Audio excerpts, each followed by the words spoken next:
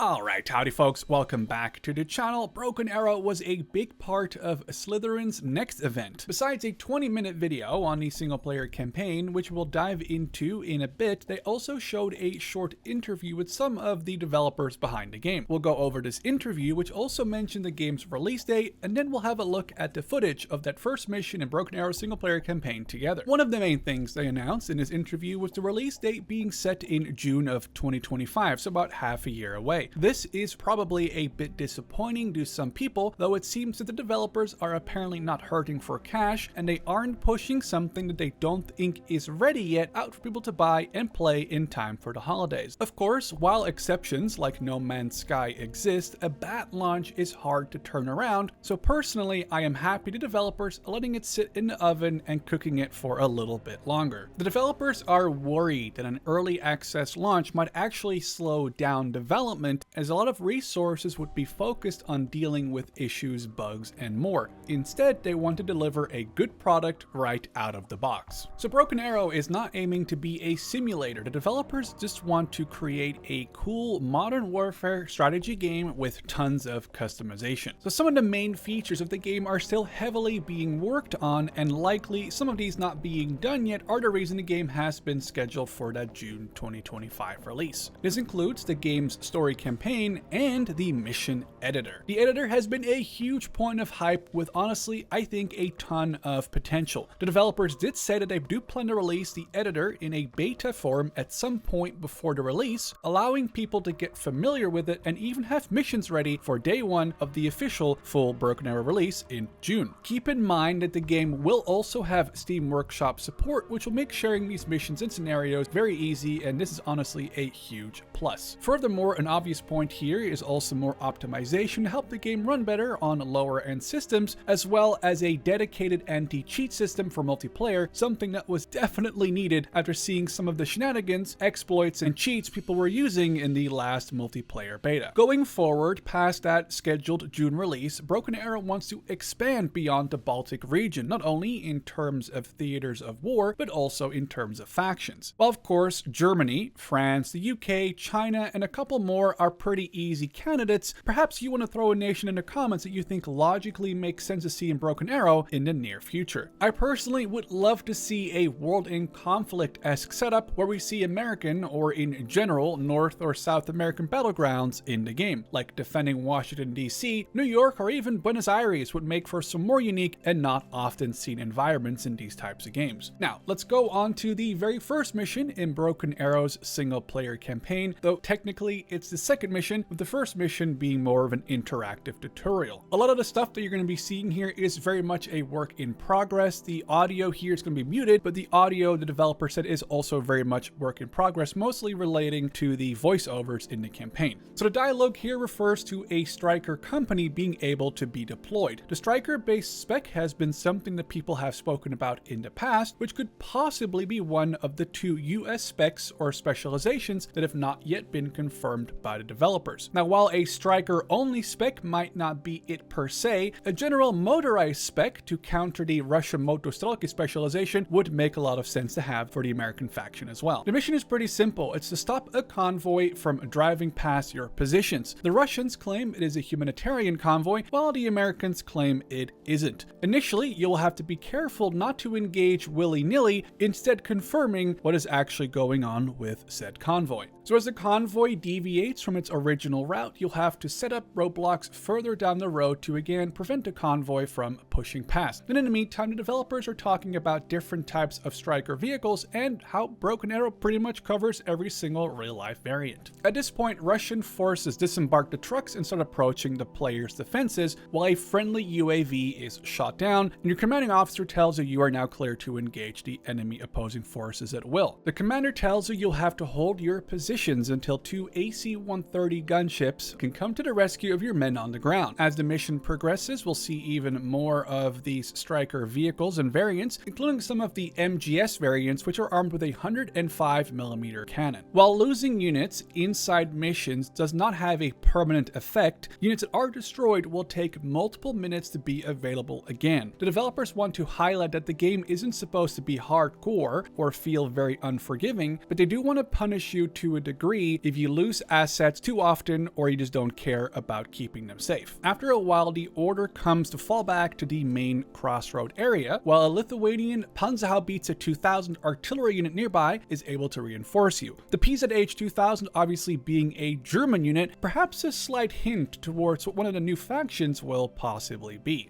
So just as Russian forces are about to overrun your objective position, the pair of AC-130s can now be called into the battlefield. While these are very cool, I'm not sure to what degree the AC-130s would actually be effective in even a near-peer conflict. Now, this version of the AC-130 comes with ATGMs fired from underneath the wings, which does make me wonder to what degree the AC-130s might be customizable, obviously a large part of Broken Arrow. What you're seeing here is obviously still very much a work in progress, including what I assume are these AC-130s, which I wish they kind of flew or circled a little bit further away, but is however of course a very cool unit to see, and I wouldn't be surprised if someone tries to recreate one of those Call of Duty missions that you see with the AC-130. From what I understand how it's set here, single player will sadly not have much, if any, customization of your army or even units. However, it's possible that the developer meant to refer to the reinforcing units such as those PZH 2000s or the AC-130, as they were obviously not originally part of your force, but only sent in as reinforcements